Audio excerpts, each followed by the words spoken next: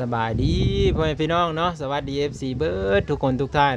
เมื่อนี้มาพ่อสาวลาวบ้านป้าเด้อพี่น้องเด้อสร้างเพิกในป้าลึกเนาะ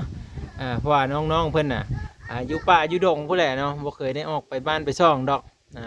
เท่าแต่ว่าหันไปในเมืองก็ไปเฮ็ดลาเฮ็ดงานพ่อแม่พี่น้องเนาะคลิปนี้ก็สวัสดี FC ประเทศไทยและสบายดีหมดทุกคนพ่อแม่พี่น้องใครอยากรู้จักหยังเกี่ยวกับ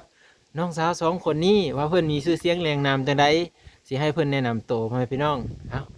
แนะนำตัวในอยเด้อโดยสบายดี เออชื่อนั่นเหรอคอยซื้อพอดชื่อพรเนาะอยู่บ้านได้ก่อนอยู่บ้านทำผักเอาบ้านทำผาเด้อพี่น้องเด้อเมืองจำพรแขวงสวรรณเขตเนาะผู้นี้เด้สบายดี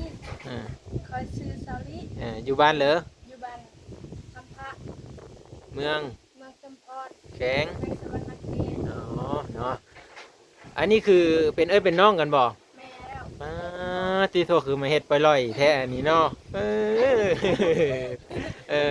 อันนี้คือสาวลาวบ้านป้าพี่น้องเนาะก็ถามชื่อเสียงเรียงนามเพิ่นไปแล้วเฮาสิมาฮู้จักนำกันว่าอยู่กันจักคนอยู่นี่ฮะแม่นอยู่ในเขื่อนนี่นะมืดก็กลัวเลยจักคน8 คนป๊าดที่โทรไอ้น้องบ่ฮะไอ้น้องแม่เดียวกันเลย10ปลายคน10เท่าเลยแหละปลายมันนะ12คนโลนึงเลยเนาะไอ้น้องก็ได้แต่10รวมทั้งพ่อแม่ก็12พ่อแม่มาตื้มพอดีเป็น2เนาะโอเคสนะพ่อแม่พี่น้องก็คือน้องๆเพิ่นนี่เคยไปประเทศไทยอยู่บ่ยังบ่เคยยังไม่เคยจักเคยมันบ่ป้าติโทษพ่อแม่พี่น้องไปแต่แถวประเทศลาวเฮานี่แหละอยู่เวียงจันทน์เนาะเวียงจันทน์เคยไปทำงานบ่เคยเดี๋ยวสิให้น้องพรเป็นคนเล่าประสบการณ์ในการที่ว่าไปทำงานอยู่ประเทศไทยอยู่ประเทศลาวเนาะได้ไปเฮ็ดหลายเดือนบ่ก็บ่ไปประมาณ3-4 เดือนนี่3-4 เดือนเนาะแล้วก็กลับมาเฮ็ดนาบ่บัดนี้แม่นกลับมาเฮ็ดนาคือเก่ายามเฮ็ดนากันยามเฮ็ดนาแล้วกลับมาเฮ็ดนาเพราะว่าน้องๆก็ยังน้อยเนาะเป็นคนที่กตัญญูเด้นี่พ่อแม่พี่น้องเนาะกตัญญูดุมันยามเฮ็ดให้ไส้นานี่ดำเองบ่ดำเองเด้พ่อแม่พี่น้องบ่ได้จ้างคนเลยบ่ดำเองเนาะกับพ่อแม่และน้องพรนี่ได้เรียนอยู่บ่เรียนจบห้องไหนแหละจบห้องม.1เลยเดี๋ยวนี้บ่ได้เรียนบ่อายุจักปีแหละ18 ปีพ่อแม่พี่น้องถ้าว่า18 ปีนี่คือไปไทยได้แล้วบ่ได้แล้วได้แล้วเด้อพ่อแม่พี่น้องเด้อก็คือตอนนี้มีบัตรประจำตัวยังแล้วบ่ยังบ่ทันเฮ็ดเนาะพาสปอร์ตเนาะยังบ่ทันเฮ็ดพาสปอร์ตเด้อพ่อแม่พี่น้องเด้อแต่ว่าน้องๆนี่คือกลับมาแต่เวียงจันทน์แล้วตอนนี้ก็คือมาเฮ็ดให้รอท่าการเฮ็ดให้เฮ็ดนาเนาะอีกประมาณ 2-3 เดือนก็น่าจะลงนาเนาะอันนี้คือเบาบางอยากมาถามให้ FC ได้ฮู้จักเนาะหรือว่าบางคนสนใจว่าน้องลี่กับน้องพรเฮ็ดงานอยู่ไสประมาณนี้นะบางคนก็อยากเห็นเฮือนน้องลี่กับน้องพรนำได้แล้วสิให้ถ่ายให้เบิ่งอยู่บ่นี่ได้อยู่บ่ได้ถ่ายได้ให้ FC ได้เห็นแน่เนาะป้าอยู่กัน10 คนอะไรสิมาถามทางน้องลี่เด้อบัดนี้เด้อน้องลี่นี่เคยศึกษาเรียนอยู่บ่เคยอยู่แต่ว่าบ่เป็นนะบ่เป็นเรียนอยู่แต่ว่าบ่เป็นจบป .5 บ่ได้จบป .5 จบป .4 จบป .4 เนาะก็คือบ่มีเงินสิไปเรียนบ่มีเงินสิไปเรียนเนาะก็คือทางฐานะครอบครัวเฮาเนาะแต่ว่าคือน้องพรคือได้เรียนซั่นน่ะผู้นี้เป็นเอื้อยบ่ผู้นี้เป็นเอื้อยแล้วผู้นี้เป็นน้องแหละแบบว่าน้องพรนี่แหละเกิดก่อนแล้วไปเรียนก่อนเนาะเรียนแต่ขอน้องคนนึงก็บ่ได้ง่ายแล้วก็ออกไปเฮ็ดงานเลยแบบนี้พ่อแม่ก็บ่มีเงินส่งเรียนนี่แล้วก็เลยออกเนาะบ่ค่อยแบบสมบูรณ์ทางด้านการเงินปานใดสินะเนาะน้องก็เลยออกโรงเรียนแล้วไปเลยบ่แม่นออกเรียนแล้วก็ไปหาเฮ็ดงานเลยไปหาเฮ็ดงานเลยก็คือน้องลี่นี่ได้ซะ ได้จบแต่ป .3 แม่นจะได้ปรับซีนะ ป .4 เนาะจบป .4 นี่ ก็บ่เป็นซ้ำ คือมีอยู่ว่าใบประกาศนี่จบป .4 บ่มีเนาะ แม่น อ๋อคืออยู่ประเทศลาวนี่คือจบป .5 เนาะจึงมีใบประกาศคือน้องพรนี่มีแล้วอ๋อมื้อหน้าเด้อสิมาเบิ่งใบประกาศนำเด้อยังอยู่บ่ ว่าจบอีหลีบ่เนี่ย จมองมื้อนั้นก็มันก็บ่ได้ทางประกาศ ใบซิงบ่ใบซิงเข้าห้องบ่ แล้วบ่ได้เอาเลยใบประกาศ บ่ เอออืม กันจบฮอร์โมนซีจังได้ หมอ1ป .5 เพิ่นพี่น้องเอ้ยเอาก็คือบ่ฮู้จักว่าอยู่ประเทศไทยนี่จะคือกันบ่นะหรือว่าจังไดเนาะแต่ว่า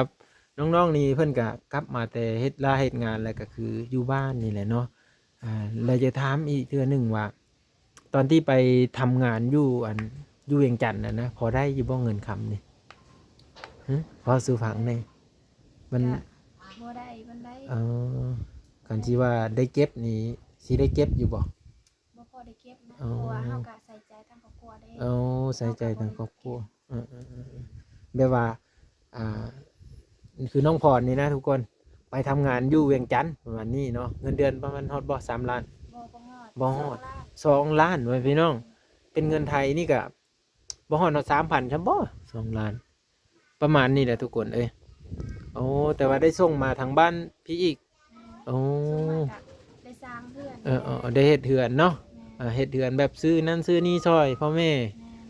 โอเคเนาะก็คือน้องลี่บาทนี่น้องลี่นี่เด้ไปทำงานจักเดือนก่อ ไปทำงาน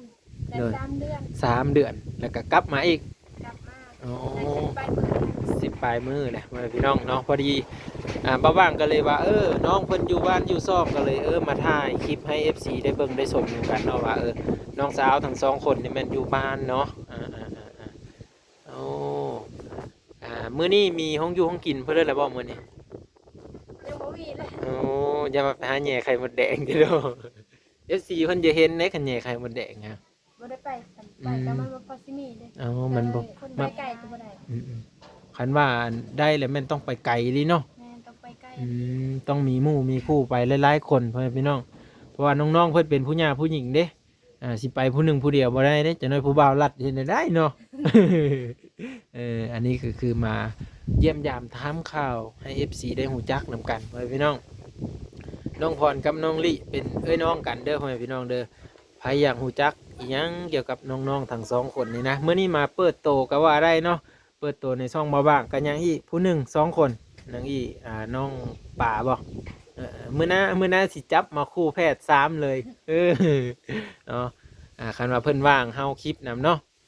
คันสะดวกก็ให้ก็สิมาถ่ายแต่เจ้าให้ FC ได้เบิ่งนี่แหละบางคนเพิ่นสนใจได้แหละสนใจเรื่องใดง่วนอยู่บ่บ่ฮู้ยัง เพิ่นสิจะถามอีแหล้นี่น้องพรน้องลี่มีแฟนมีหยังแล้วบ่นี่มีครอบมีครัวแล้วบ่ ยังบ่มี อ๋อยังโสดยังบ่ทันมีแผนเด้อพี่น้องเด้อก็คือสิเว้าง่ายๆก็คือท่านน่ะยังบ่ทันได้สมบูรณ์เนาะ แม่น กับเฮาก็ยังเป็นเด็กอยู่แม่นบ่บางทีเฮามีครอบมีครัวไปบ่ฮู้จักว่าหมู่สิปะหรือว่าเฮาสิปะหมู่ก็บ่ฮู้จักตัวนี้เนาะตัวนี้ก็เพิ่นว่าถ้าพร้อมพุ่นแหละพี่น้องเอ้ยเนาะก็ยังบ่ทันได้มีมาสองแม่นบ่โอเคซั่นน่ะ ยัง อ๋อยังโสดอยู่เด้อน้องลีว่าแต่ว่าอยู่ในบ้านนี่อยู่กัน12 คนพี่น้องก็คือนอนอยู่นี่เลย แม่น โอ้ นำกันเบิดนี่ นอนนำกันเรียนกันเลย แม่น ป๋อติโตพี่น้องบ่จักน้องบ่จักอ้ายบ่จักพ่อจักแม่เรียนกันเลย แม่น โอ้พ่อเฮือนเฮากำลังบ่ได้ใหญ่เนาะแต่ว่าบ่ นี่ก่อน บ่ได้คันบ่ได้หยังบ่ขออนุญาตให้เบิ่งเลยอ๋อ บ่ได้กัน โอ้แต่ใส่แต่ผ้ากังนี่ได้ แม่น ป้าติโตพี่น้องเอ้ยใส่แต่ผ้ากังบัดลมพัดเด้ซั่นนี่เห็นบ่มันเปียกแว่งกลางคืนพากันนอนอยู่กับบ่เย็นบ่นี่เฮ้อ โอ้หนาวหลายคนพากันคดสิตายกลับมา เบิ่งแน่แหนมเห็นบ่ป้องน้องเพิ่นจะนอนอยู่ทางหลังนั่นแต่ว่าบ่ได้ถ่ายให้เบิ่งเพราะว่าลมมันมาทางนี้เนาะยามมื้อแรงนี่เตรียมผ้าห่มจิกหัวเลยเมื่อคืนนี้มาแต่สอนแต่พายโอ้ ได้อยู่บ่ หนาวจะสิตาย ไม่ได้ บ่ได้มี เอ แต่ อ บ่ได้ นั่นแหละมันล่มไอ้ก็เลยบ่ได้ไป มั นํ นสิ้นไหนมันสิ้น มันชิ้นเนี่ย ปากกันหมดหมดติดกันเด้ จะมาได้กลางพลาซ่า บ่แม่นระบายน้ำ อ๋ออ๋อ จะทางเอา ทางผ่านเนาะก็เปิดสารบ้านซ่องเนาะแม่จะถามเพื่อนเลยแหละลืมเนี่ยเด็กทีหนึ่งเนี่ยจะจะถามอีกอยังไงเนาะแต่ว่าบ่ทันได้เคยไปประเทศไทยจักเทื่อมันบอกน้องลิกับบ่เคย ยัง โอ้FC ก็คิดฮอดคิดถึงว่าซั่นมีเห็นแต่โดนแล้วว่าไปรีอยู่แจเลยเด้ว่ะ คิดว่านี้ไปนำผู้บ่าวแล้วมิจักก่อนเนาะยังอยู่เด้อยังอยู่เด้อฝากกันยังไม่ทันได้นี้ไปนำผู้บ่าวได้ เพื่อนอยู่ซ่าน อยู่ศาลเนาะก็คือฮักก็มาแต่ทำงานเนาะอืมก็คือคลิปก่อนน่ะมาบ้างงานได้ถ่ายน้องลีล่าสุดก็คือพูดแหละตอนเพิ่นสิไปยังก่อนไปเวียงบ่ตอนนั้นแหละครับบ่ได้เอามาหาเพิ่นเลยไม่ไปน้องเอ้ยป้าที่ถูกกลางคืนนี่ลมขนาดนี้เนาะโอ้แต่ว่า แต่ก็สิ มาสังกะสีอัดเป็นฟ้าเลยเนาะเออก็เลยใส่อันนี้ก่อนเนาะเพิ่นมีผ้าไม่เฮียหรือว่าเนี่ยแล้วก็ผ้าอัดนั่นนะเนาะผ้ากระจาดอันนี้เพิ่นกับคือว่าแหละส่งเงินมาเฮ็ดให้พ่อแม่สร้างเหือน เพราะว่าตะกี้บ่ทันได้มีเหือนมันบอกตะกี้หันพากันอยู่นะอ๋อพากันอยู่ให้อยู่นะเนาะ บ่ได้อยู่บ่ น้องก็ให้แหละอย่าเงียบเด้อเด้ออย่าเงียบเด้อโอ้ยน้องสายเพิ่นก็ให้แล้วทำกูก็ได้เอาไม่เป็นเพราะแล้วเขาลิ้นตามภาษาเขาเล็กน้อยเนาะยามค่ำยามคืนนี่คือหนาวเลย น้ำมันก็นอนคดอยู่ ได้อยู่บ่พอห่มพอห้องพอได้ตุ้มอยู่บ่ บ่ได้ตุ้มเลยว่า มันบ่หนาวปานใด แม่ เออยังขาดพอห่มอยู่เพิ่นว่ายังหนาวอยู่ กันไม่หมด น้องลีว่าพอห่มดู เอาด้วย ถือว่าไปเอาได้ เอาให้น้องลีว่าพอห่ม ยังการไปเอา เออยังขาดอีกยังก่อนน้องลี ยังขาดไม่เอา แพ้ห่มโอ้ ผ้าห่ม น้องพรเด้น้องพรได้ ยังขาดผ้าห่ม ยังขาดพอห่มเนาะ แม่ได้ วันนี้ยังขาดแพ้ห่ม แล้วมันตั้งกันว่าอะไรแพ้กับผ้าห่มเนื้ออยู่นำกันนี่มันสิดึงผู้หนึ่งแพ้ห่มผู้หนึ่งผ้าห่มนี่โอ้ย แม่ เนาะ แล้วอยู่น้ำกันนี่เนาะหยาดกันเพื่อที่ได้ทุก ใครจะด้วยว่าคนละภาษากันอยู่น้องลี่ก็ว่าแพ้ห่มผู้นี้ก็ว่าผ้าห่ม ดึงคนละส้นโลดเนาะ อ้าวโอ้ยเนี่ยว่าแพ้ห่มเนาะก็เลยอยากเว่าให้หูจักนี่เลยเนาะ พอแล้วไม่ต้องว่า แพ้ห่มกับผ้าห่มเนาะเอา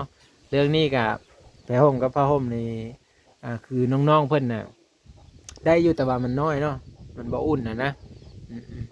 ยังขาดแต่ผ้าห่มเด้อพี่น้องเด้อ พวกอันที่นอนที่ยังมีหมดละติ ยังบ่มี อาศัยแบบผ้าห่มปูพื้นที่ซื้อบ่ แม่ ผ้าห่มปูแป้นนี่มันก็บ่อนเพียงบ่อนบ่เพียงอะไรพี่น้องก็สิเจ็บหลังแหน่จังหน่อยเนาะตื่นมื้อเช้ามันสิมีบิดซ้ายบิดขวาอยู่บ่ แต่ละมือถึงมือ อืม บาดใหม่ก็พอก็เลย น โอ้ กับมือนั่นแหละ ปานไม้ก็เป็น เขาหยอด ซอย ใส่เหล้าเด้ซอยหยอด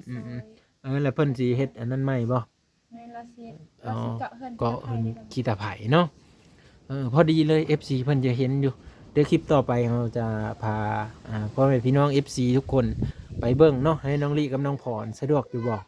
ยังให้พาไปเบิ่งบ่อนพ่อเจ้าสิเฮ็ดเฮือนครัวแล้วก็รีวิวเฮือนเจ้านำบ้านเจ้านำได้อยู่บ่ ได้ โอเคซะนะเนาะเดี๋ยวสิพาเบิ่งพ่อแม่พี่น้องเพิ่นก็อยู่เฮือนอยู่ศาลก็คือเห็นพ่อแม่พี่น้องเอ้ยเป็นจังได๋ก็ช่วยคอมเมนต์มาในคลิปนี้เบาว่างเข้ามาสัมภาษณ์น้องทั้งสองคนเนาะใครยังฮู้จักอีหยังเกี่ยวกับเพิ่นเดี๋ยวเบาว่างจะเข้ามาหาอีกเนาะผู้อันข้างขวามือนี่จะเป็นน้องพรเด้อนี่สินพาสินสีฟ้าบ่สีฟ้าเนาะ สีม่วง สีม่วงเด้อผู้นี้คือน้องลิเนาะพาสินสีดำยังจืออยู่แล้วว่า ยังจื้ออยู่เนาะ พาสินตัวเก่าตัวเดิม ตัวเก่าตินี่ แล้วตัวเก่าบ่ได้ใหม่เลย บ่แม่นผ้าสิ้นเก่าที่บ่ได้ซักได้ผ้าสิ้นแบบว่าเพิ่นเคยนุ่งอะนะเออเอาสิประมาณนี้น้องทั้งสองคนกะอยู่บ้านเป็นเอื้อยไอ้น้องกันเด้อสองคนนี่เด้อผู้นี้เป็นเอื้อยผู้นี้เป็นน้องทุกคนเอาคลิปหน้าพ่อกันไหมเนาะเดี๋ยวบ้างๆล่ำลาเด้อน้องเด้อโดยสบายดีโดย สวัสดี